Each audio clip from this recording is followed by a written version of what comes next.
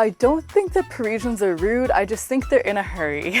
I was made fun of by coworkers for not knowing French animal sounds. My grandma would keep on saying that. You know, don't sleep with air conditioning on. If it's cold outside, wear a scarf. What's the most, or your most controversial but true take about living to France or in France?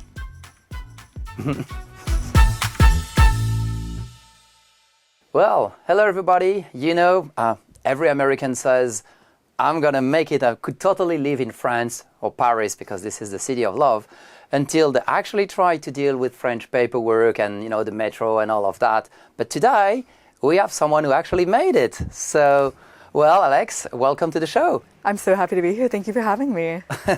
You're welcome.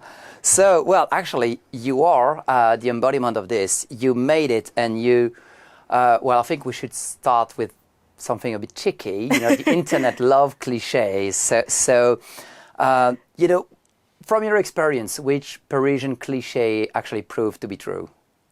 Oh my goodness. So I am one of the few of my group of friends in the city that work a corporate job. And I was immediately shocked when I came into a French office environment that a lot of the kind of stereotypes that I'd seen and heard to be true, whether it was in business French in high school, or even, I hate to say it, Emily in Paris. Like, there were times that they were spot on, with the office being a little bit cliquey. My first manager in my first job here, she was tough. Like, she was a very, very, very kind of tough egg to crack. And so every time I would tell somebody like that was visiting from out of town, they would go, oh my God, like Sylvie and Emily in Paris. And I was like, well, for legal reasons, no. But functionally, a little bit. Yeah, well, yeah, it doesn't surprise me. Yeah, the work culture is... Yeah, there's a really big emphasis I've found on, like, doing your time. For example, in all of the jobs I've held here, I have been the only person on any of my teams that didn't hold some sort of master's or higher degree after a licence or a bachelor's. And I think some of that is due to the experience that I had coming in, some potentially due to, like, the recognition of an American university degree. I think a lot of it, too, was somebody kind of putting value on, like, the spunk of an American coming in. But I was really surprised to see that I wasn't necessarily held to that same standard of, okay, you do your time, you go to prépa, you go to, you know, grande école, and then you do your master's.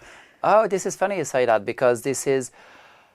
Well, actually, I don't know if it has legs, because one of the hopefully misconception that we have, but we think that in France, for example, we're very attached to that. Like, you know, you will get a job depending on the degree you have, whereas we see the US, for example, as maybe a bit more open. You know, it's like maybe you can have a bit of a career even without the degrees that supposedly matches that. Is that?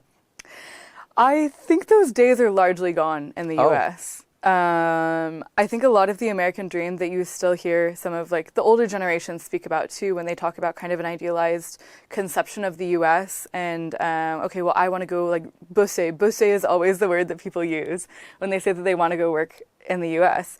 They're clinging onto this idea of, okay, I could be the next Mark Zuckerberg.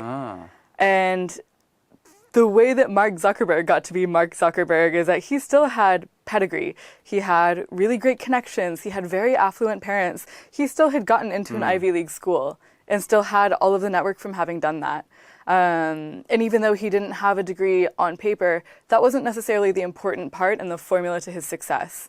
And plus, there's already a Mark Zuckerberg. Like, there's probably not going to be another one anytime soon. Right, yeah, right. But people still seem to be really attached to that idea that anything is possible. And do you think... So these cliches still holds in France as well? Like, yeah, you know, I think it's still held to be a potential truth in France, but is very over in the US.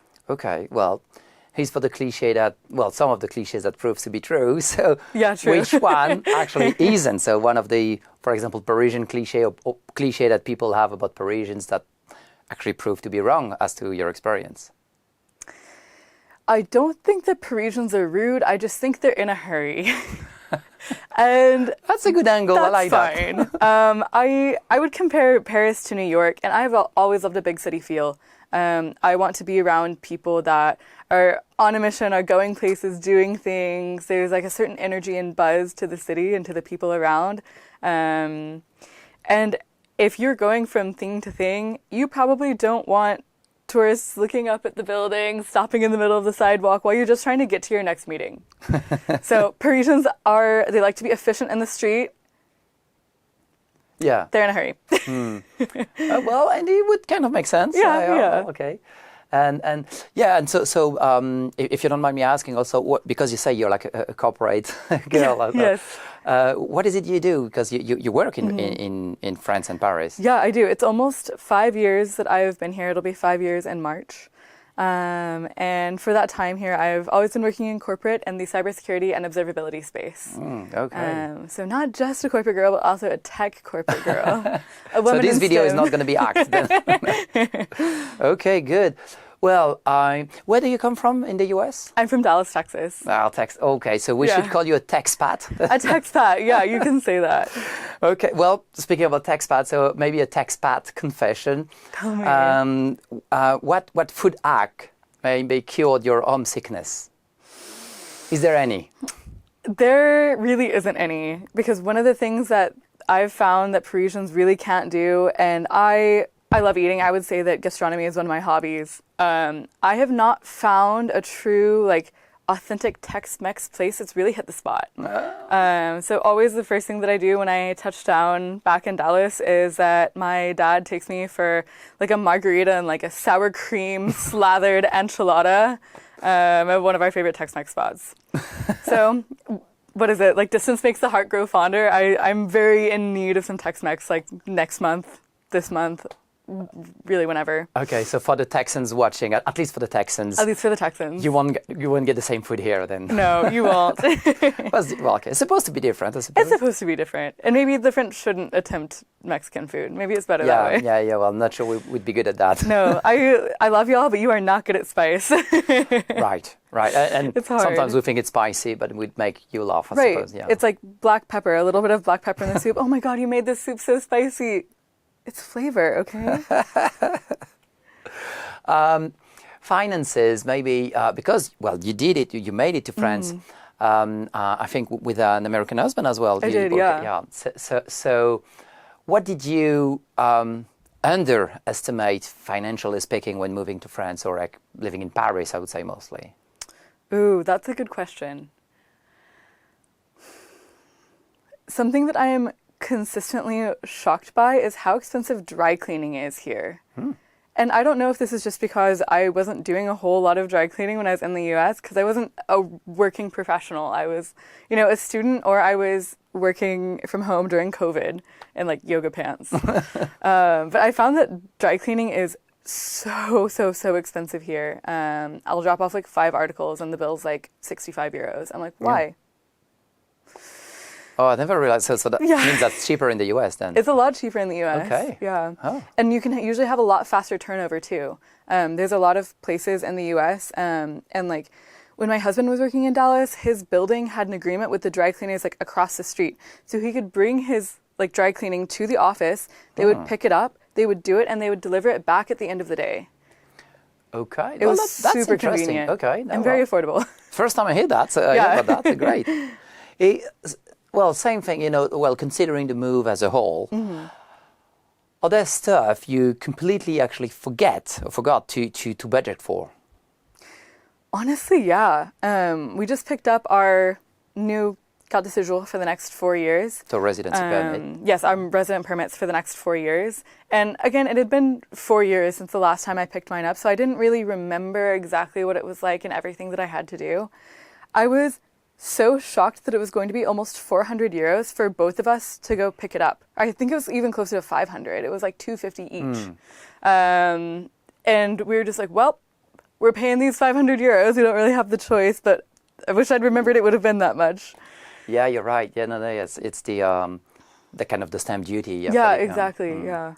I was looking for the word, and well, like everyone, I suppose, and especially during the early years. What would be, maybe the most or one of the most expensive mistakes you may have made initially? Maybe that the viewers can avoid doing, but hopefully. This is probably a hot take, but I don't think that the vast majority of people should actually use an apartment search or location person.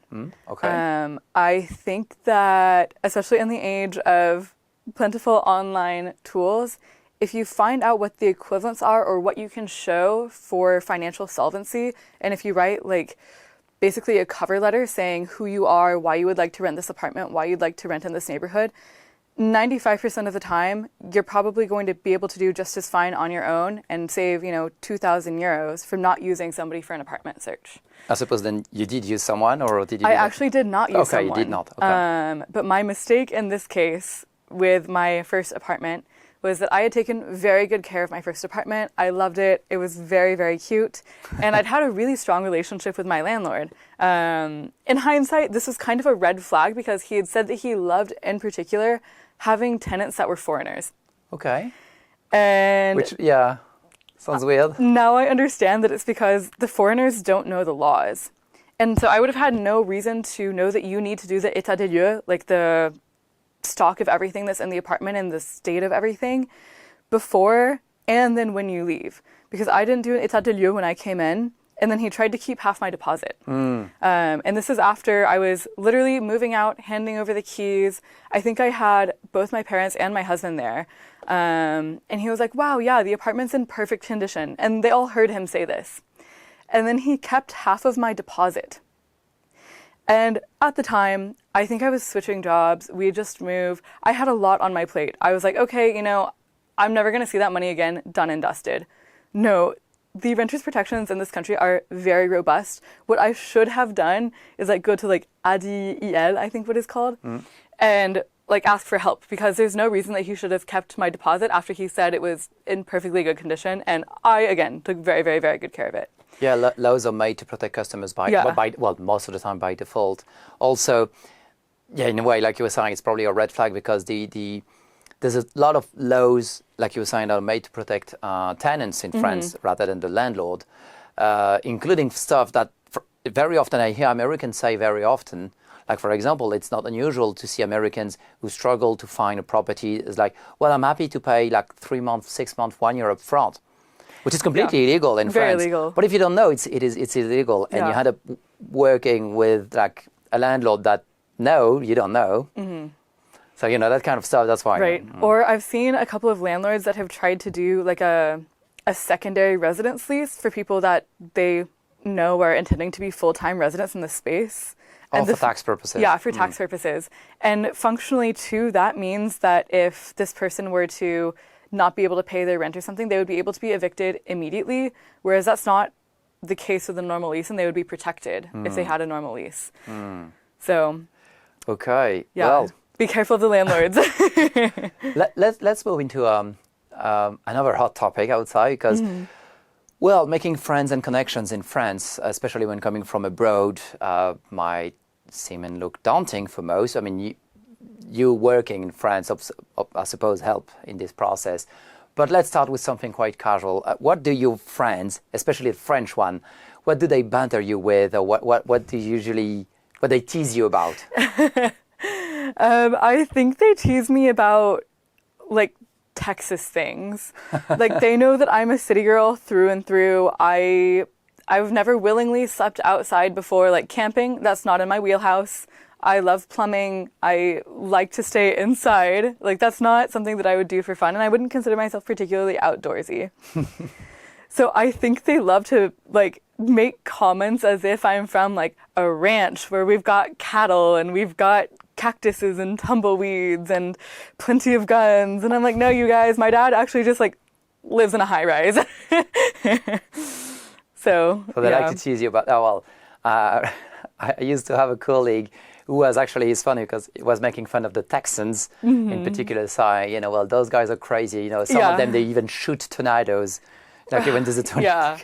They'll anything I don't know moves. if it's true, but I mean, it wouldn't surprise me if it is.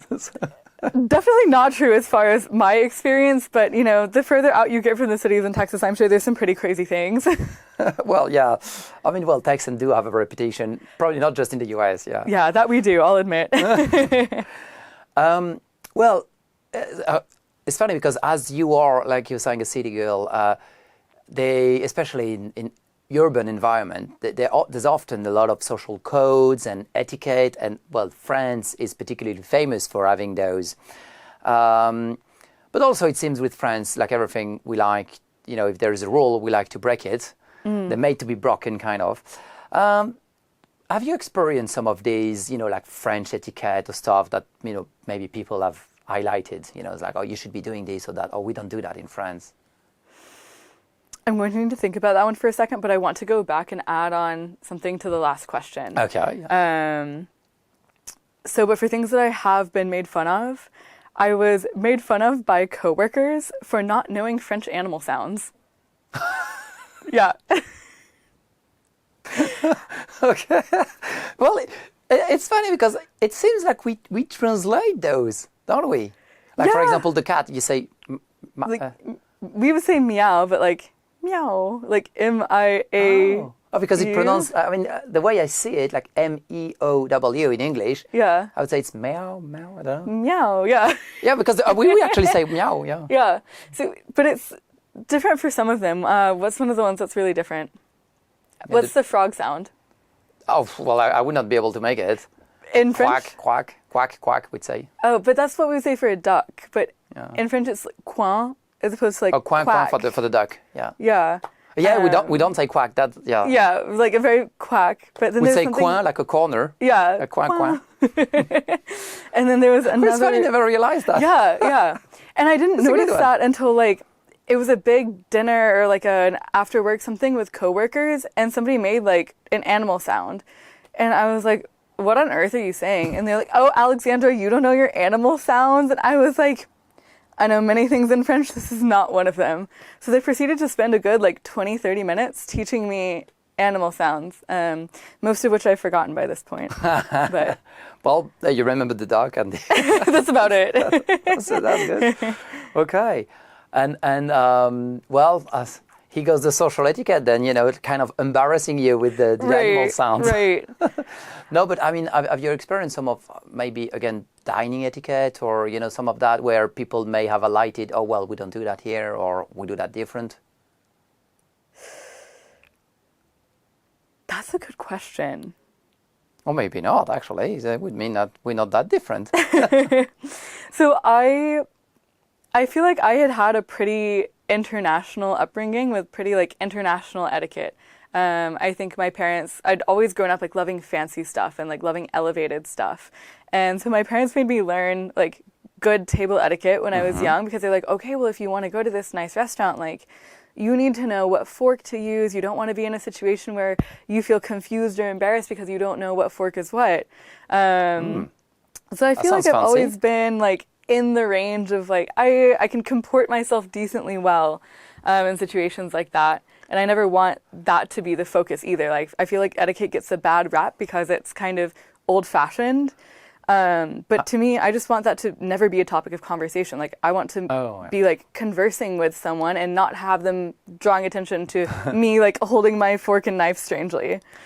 It's funny, my grandparents had this story, which apparently is shared by a lot of, especially older French, I would say, but that, for example, that's how the Nazis would spot on American spies by the way they behave on the when eating. Because, for example, you could have one arm sitting below the table, which we would never do. Well, back then, it's not proper table etiquette. And also, for example, we have etiquette where a man should never only put the wrist on the table. Women are allowed to do the forearm, but never the elbow.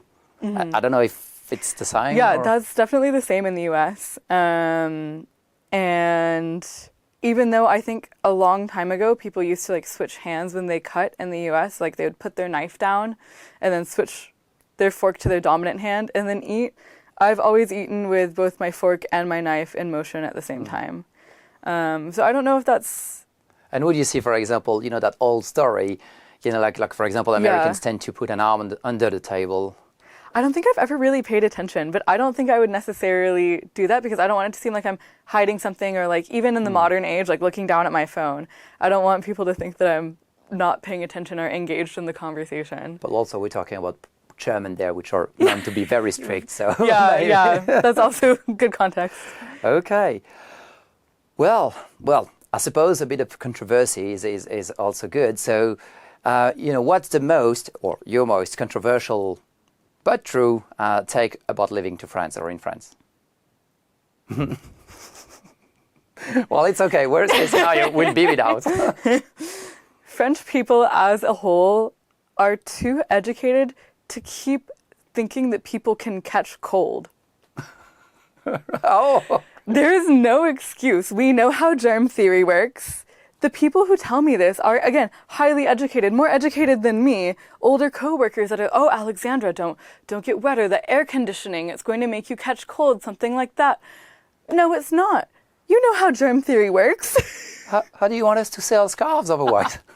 Listen, I will buy the scarves because I love it. I've been converted to a scarf lover from living in France. I wasn't before, but now I love a little carré en soie, a little Hermès moment. I love it. But listen, everyone should know how germ theory works at this point. Well, yeah. Well, I have to disagree with you, just to hold the ground. Please, I'm here for the rebuttal. What's to say? Like, you shall not pass. Yeah, you shall not pass. No, because I would never sleep with the air conditioning on. I don't want to catch a cold. Kidding. Okay, this one. Unfortunately, I have to agree with you. I think, this is quite widespread. My grandma would keep on saying that. Don't sleep with air conditioning on. If it's cold outside, wear a scarf or cover your neck. Otherwise, you'll get the flu. Yeah. And I get it to some extent. And I've also heard people that I've pushed on this take. I've been like, come on, like that's not actually how you get sick. And they'll say something a little bit like one step into science. They'll be like, oh, but you know that air conditioning filters, those are so dirty, right? Like they're catching all of the particles, like the filters themselves not being cleaned. That's what's making you get sick from the air conditioning. Oh, they would say that? Yeah, I've heard people say that when I'm like, come on, that's not how you actually get sick. So some people do have like a loose rebuttal on that. Well, speaking about controversy, you also post content on social medias, and maybe we can talk about one of your most, well, I wouldn't say controversial posts, but basically one of the best performing one. I suppose it also very often when it goes viral, it's maybe because it hit some spot somewhere or hit a nerve. So what would that have been? So my most viral video to date has been an apartment tour that I posted a week after having landed here, right after having moved, of my first apartment. And that was a 42 square meter, like divided studio apartment that was very nice, very nicely furnished. And that's, for all of the Americans watching, that's 450 square feet, give or take. And I called it my little, like, let me show you my cute little studio apartment here in Paris, because I live here now. All of the Americans were going, oh, wow, that's an amazing use of such a small space. The built-in storage is really great. It feels like you really have like a separate dining, living, and bedroom area, even though like there's not really a door you can close. This is a great use of space. And all of the French people are going in the comments, did she really just call that apartment little? That is insulting. We can't all be rich Americans that come in and have this gigantic apartment when we're 23 years old. So the French were offended. Oh, weird. Offended. Yeah, for me having called a 42 square meter apartment little.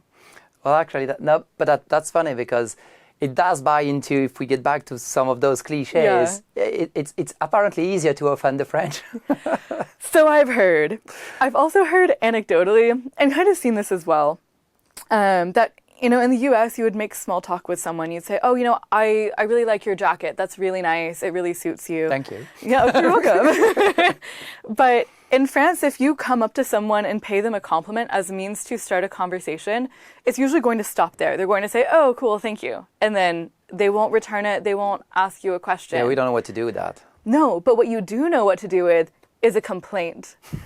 Oh my God, the weather is terrible today. Didn't you think it was just terrible?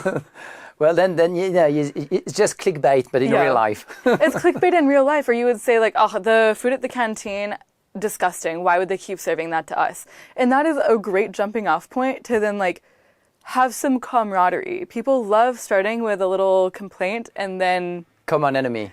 common enemy. Yeah, I found that to be a very easy way to inspire confidence amongst fellow French people and coworkers.